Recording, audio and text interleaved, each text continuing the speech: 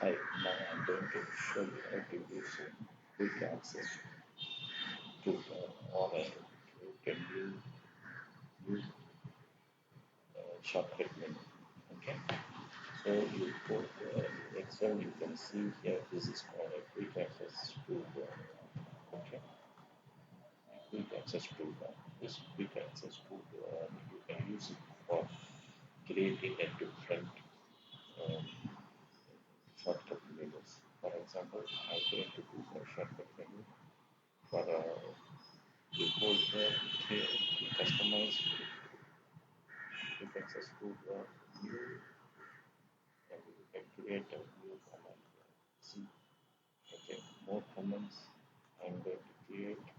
You see once you can create more comments. It is showing what are the comments already available in quick access toolbar. For example, I always create a chart comment. Then I add that one to quick access toolbar, and okay, then the chat command is available here. This chat command you can straight away use it for creating chats. Okay, so this is the way you can straight away use the functionalities whichever is very often you use those button or commands on the quick access toolbar. You can also place the quick access toolbar below the record